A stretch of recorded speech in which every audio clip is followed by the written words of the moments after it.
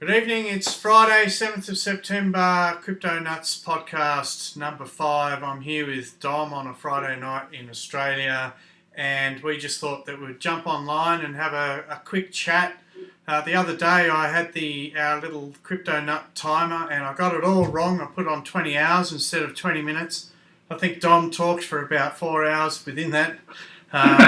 But hopefully some people got some value, and we did talk about Elastos and some other blockchains. And I think tonight we're going to try again with the clock. We're going to go with 10 minutes, and we're just going to talk about blockchain and probably just keep it fairly raw and open and see where we head. So I'm just going to press the button. That is now working. Now, Dom, I'm going to throw this over to you. You wanted to mention something about Elastos and the LA ERC20 token. Yes, no, on our last podcast, which I went on a bit, but we got one comment, thank you very much. But that comment said that Elastos was never an ERC20 token. However, I did research the ERC register, and there was a contract for an ELA token with a 33 million cap, roughly about the time when the angel investors were involved in it. And I wrongly or rightly assume that was Elastos. So if anybody can just share some light on that, it would be great, just for a matter of being accurate. Well, I went and had a look. I jumped on, and there is definitely a contract on there for ELA, and there's a couple. Yeah. There's also another one for Elastos. Potentially, maybe it's a private contract, or maybe it's a scam coin or a copycat or something like that. I don't know. There's not too much details there, but if anyone knows what that is, I think to clarify, ELA Elastos is on their own independent blockchain, and their mainnet is live. What else are we going to talk about, Dom? I think earlier today we should have recorded it. We were talking about KYC. I've just had a couple of emails this week about clarifying my KYC with a couple of exchanges. It seems like I'm doubling up on some of the KYC process. We talked about BAB the other day about their application being KYC and having different tiers. It seems to be something that's sort of becoming normal. How do you feel about KYC? Well, Sam, the thing that really does surprise me this past couple of, I think about a month, we've had an inundation of requests for KYC. I mean, some of the exchanges won't allow you. I went on to one exchange, it wouldn't allow me to make a withdrawal until I got my KYC in place, and it wasn't there before. Also with Shapeshift. I mean, it's not mandatory at this point in time, but Shapeshift customers will have to submit KYC, which is quite unusual because it's purely crypto to crypto, and it was never considered a currency. Banks obviously have to do that for money laundering, etc. But do you think this is just part of the regulation, or do you think that this is just further invasion of our privacy? Well, there's no doubt that I think certain exchanges are in or within a particular jurisdiction. So for them to even operate without being closed down by a SWAT team, they have to meet a certain level of criteria, and that's going to involve KYC. There's no doubt they would have received certain legislation. However, the whole premise of cryptocurrency and blockchain from, the Satoshi white paper was talking about decentralisation. I'm a big advocate for privacy, and, I think whatever tokens you have as an individual, that's your business, so there's this, it's that duality of, sure, we want to have laws and rules and restrictions that allow a better experience for us and protects our money. However, from a privacy point of view, I think giving away your biometrics and giving away unnecessary information to third parties where we don't really know, and there's a lot of trust involved in regards to how they actually deal with our data as well. So personally, I think there's got to be a bit of both. If we want to deal on an exchange, I think a little bit of KYC is probably okay. However, I think having your own offline private wallets is probably going to be a major part of this space. So there'll be it's probably spreading your wealth amongst all three. What do you think? Well, I think the KYC structure in general is there to make sure that they can access and see what you're actually doing. I mean, that's really why they stipulate this. And is that an infringement on your privacy? Absolutely, I think it is. The IDEX and other decentralized exchanges, they don't need KYC. You could just go on there, link up, and trade.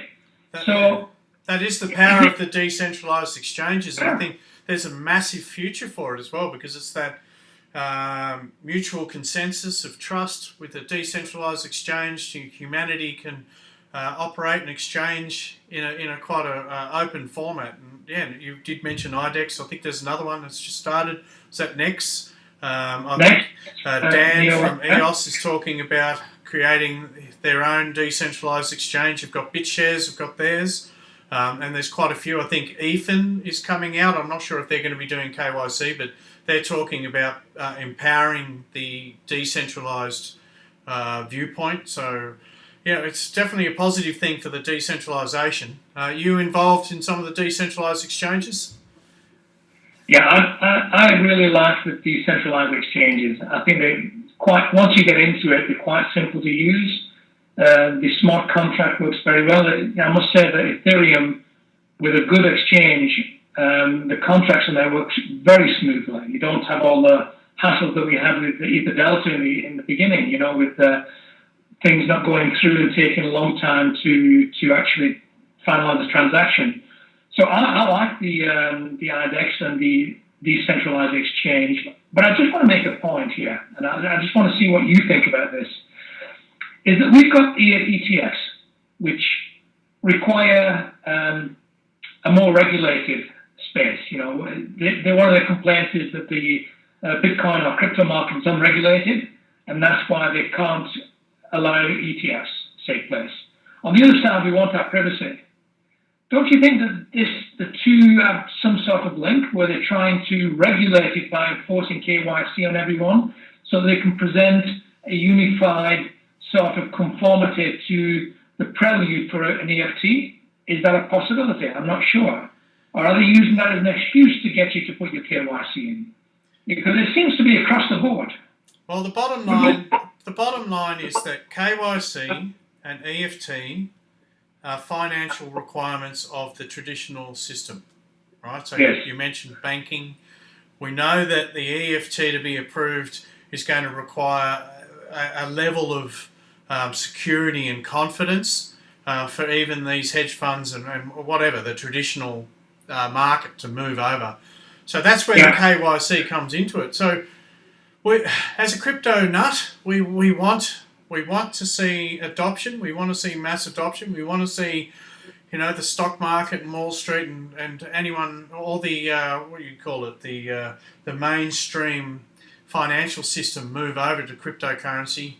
So KYC is probably going to be a part of that, and that means that it helps and supports the EFT. Then it's probably a positive. Again, I think the end of the day, I think it's going to come up to us as individuals. So it's probably two sides of the coin. Yes, we want KYC and to open up the doorway for the traditional, but again, as independent traders or we want to do some private trading. We should also be able to do that through the DEXs, decentralized exchanges, and other options. So again, it probably comes back to education. But in the short term, we're all sort of left in the air, feeling a little bit violated and probably a little bit hassled because we seem to be doing KYC with everything.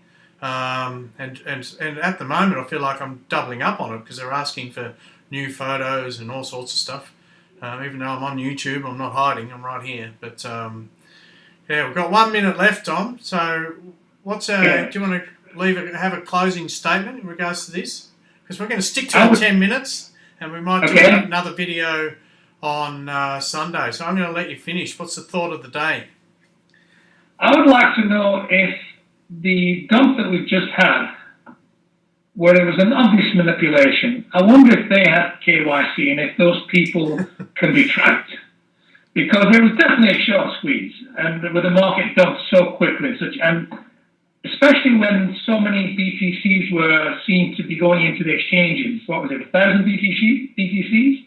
And we get, a few days later, we get this massive dump. Now, will KYC help us stop this manipulation of the market? Because I think this is what happened. Well, I don't think it's going to stop the manipulation. I think the manipulation will be there until the market cap is at a level that reduces these 30-40% swings. And obviously, someone being able to move 30,000 Bitcoin to an exchange and dumping it. And I think the bottom line is, even with KYC, who's regulating it? Who's checking up? There's no governing authority. And who's also checking in and auditing, Bittrex and Binance? I mean, is it the exchanges? Is it some major players? Are they all in on it at the moment? I'm not too sure. We can both agree that it is definitely being manipulated. And there's my buzzer. I've got like a cool bit of music. So the buzzer works. I'm just going to turn it on. Background music. There you go. So that works. But yeah, it'll be interesting to see if some people want to make some comments below the video. What they think of KYC. What do they think about the manipulation? What do they think about the future of decentralized exchanges versus centralized? What do people prefer? That would be interesting to see. Have a bit more of a conversation. I'm always happy. Dom's probably happy to reply on some of the comments as well. We probably should do a little bit more of that. Yeah, sure, for sure. Yeah. All right. Well, I'm going to leave it there, Dom. That's our quick, short Friday night. And what we'll do is we'll probably hook up again on Sunday and talk more crypto. Okay. All right. Have a nice week. Thank you. See ya. Cheers. Cheers.